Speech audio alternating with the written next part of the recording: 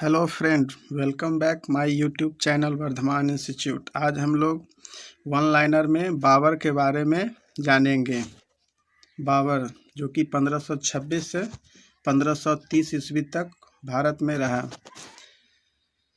भारत के विरुद्ध बाबर का प्रथम आक्रमण कब हुआ था?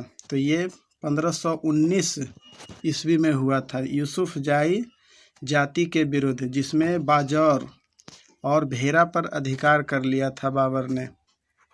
नेक्स्ट है, बाबर ने भारत पर दूसरा आक्रमण कब किया था? तो ये 1520 ईस्वी में किया था, जिसमें बाजौर और भेरा को पुनः जीता। साथ ही साथ उसने सियालकोट और सैयदपुर पर भी अधिकार किया था। बाबर को भारत पर पुनः आक्रमण करने के लिए किसने निमंत्रण दिया था?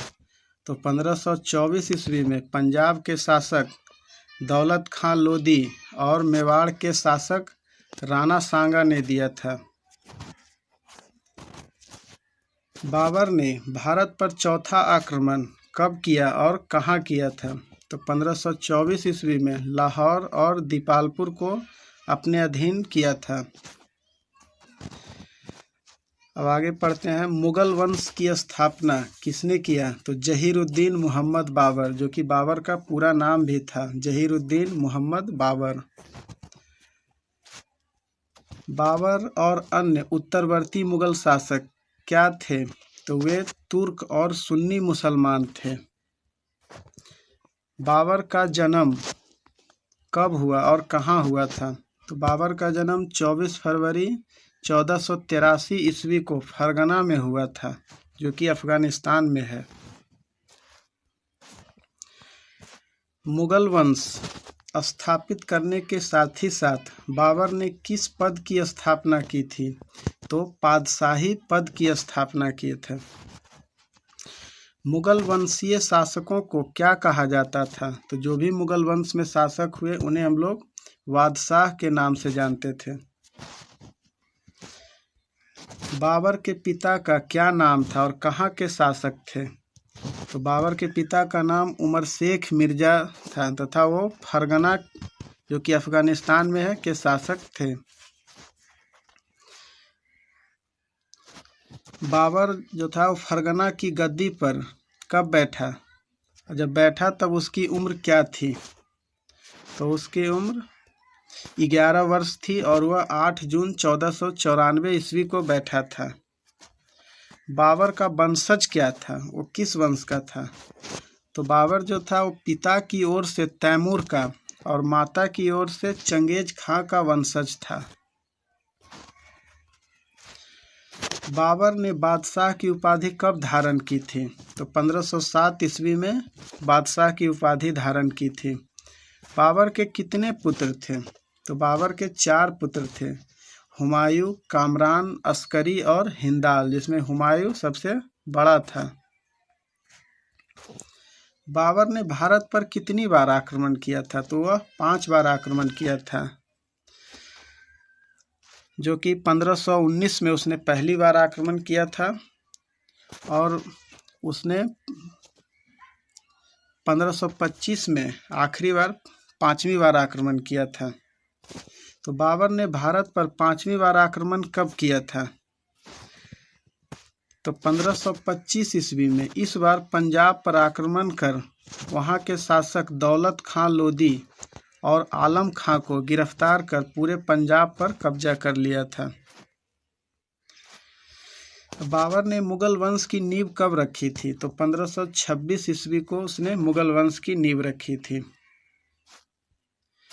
पानीपत का प्रथम युद्ध कब हुआ? तो 21 अप्रैल 1526 ईस्वी को दिल्ली सल्तनत के लोदी वंश के सुल्तान इब्राहिम लोदी के साथ हुआ था, जो कि लोदी वंश के अंतिम शासक भी थे, इब्राहिम लोदी। पानीपत के प्रथम युद्ध में किस युद्ध नीति और हथियार का प्रयोग किया गया था? तो यह तुगलमा युद्ध नीति और तोपखाने का प्रयोग हुआ था। बाबर के 2 प्रसिद्ध निशानेबाज कौन थे? तो उस्ताद अली और मुस्तफ़ा, जो कि बाबर के 2 प्रसिद्ध निशानेबाज थे। अपनी उदारता के लिए विख्यात बाबर को किसकी उपाधि दी गई थी? तो बाबर को कलंदर की उपाधि दी गई थी। खानवा युद्ध में जीत के बाद बाबर ने किसकी उपाधि धारण की थी? तो गाजी की उपाधि धारण की थी खानवा युद्ध में जीतने के बाद।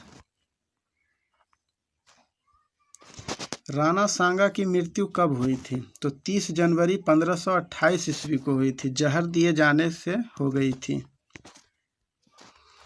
कौन सा युद्ध जल एवं स्थल दोनों जगहों पर लड़ा गया था? तो घाघरा का युद्ध था, जो दोनों जगह लड़ा गया। घाघरा युद्ध के पश्चात बाबर का साम्राज्य कहाँ तक विस्तारित हुआ? तो ये ऑक्सस से घाघरा और हिमालय से ग्वालियर तक विस्तारित हो गया था।